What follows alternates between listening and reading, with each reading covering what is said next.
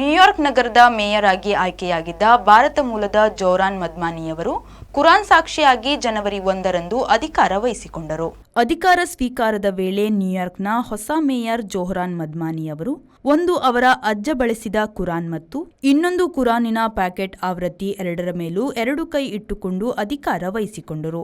ಬಾಯಿಯಲ್ಲಿ ಅವರು ಆ ಬಗೆಗೆ ಏನೂ ಹೇಳದಿದ್ದರೂ ಕುರಾನ್ ಸಾಕ್ಷಿಯಾಗಿಟ್ಟುಕೊಂಡು ಅಧಿಕಾರ ಸ್ವೀಕರಿಸಿದರು ಎಂದು ವ್ಯಾಖ್ಯಾನಿಸಲಾಗಿದೆ. ನ್ಯೂಯಾರ್ಕ್ ಸಾರ್ವಜನಿಕ ವಾಚನಾಲಯದ ಶುಂಬರ್ಗ್ ಕೇಂದ್ರದಲ್ಲಿ ಅಧ್ಯಯನಕ್ಕೆಂದು ಸಾವಿರಾರು ಬಗೆಯ ಕುರಾನ್ ಇಡಲಾಗಿದೆ.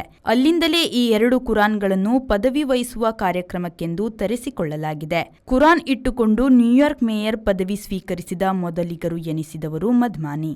ಇಲ್ಲಿಯವರೆಗಿನ ಎಲ್ಲಾ ನ್ಯೂಯಾರ್ಕ್ ಮೇಯರ್ಗಳು ಬೈಬಲ್ ಸಾಕ್ಷಿಯಾಗಿಟ್ಟುಕೊಂಡು ಹುದ್ದೆ ವಹಿಸಿಕೊಂಡಿದ್ದರು. 34ರ ಪ್ರಾಯದ ಮದ್ಮಾನಿಯವರು ಇಲ್ಲಿನ ಮೊದಲ ಮುಸ್ಲಿಂ ಮೇಯರ್, ದಕ್ಷಿಣ ಏಷ್ಯಾದ ಮೊದಲ ಮತ್ತು ಆಫ್ರಿಕಾದಲ್ಲಿ ಹುಟ್ಟಿದ ಮೊದಲ ಮೇಯರ್ ಎನಿಸಿದ್ದಾರೆ. ಡೆಮೊಕ್ರಟಿಕ್ ಪಕ್ಷದ ಅವರು ಚುನಾವಣಾ ಪ್ರಚಾರದ ವೇಳೆ ನಗರದ ಧಾರಣಾ ಸಾಮರ್ಥ್ಯ ಮತ್ತು ನ್ಯೂಯಾರ್ಕ್ ಕಟ್ಟುವಲ್ಲಿ ವಲಸಿಗರ ಪಾತ್ರದ ಬಗೆಗೆ ಹೆಚ್ಚು ಮಾತನಾಡಿದ್ದರು. ಪೋರ್ಟೋರಿಕಾದ ಐತಿಹಾಸಿಕ ಆರ್ಟುರೋ ಶುಂಬರ್ಗ್ ಅವರ ಆಫ್ರಿಕಾದಲ್ಲಿ ಸಂಗ್ರಹಿಸಿದ ಕುರಾನ್ಗಳು ಮಾಡಿದ ಅಧ್ಯಯನಗಳ ಪ್ರತಿಗಳು ನ್ಯೂಯಾರ್ಕ್ ಸಾರ್ವಜನಿಕ ವಾಚನಾಲಯದ ಶುಂಬರ್ಗ್ ಕೇಂದ್ರದಲ್ಲಿ ಇವೆ. Please repeat after me and raise your right hand.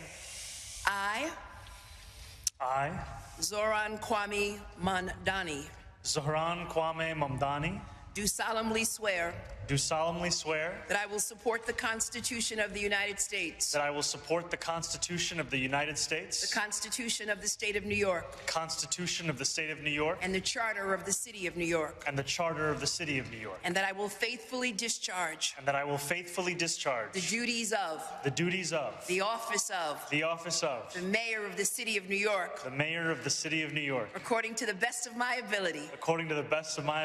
So help me God. Congratulations, Mr. Mayor.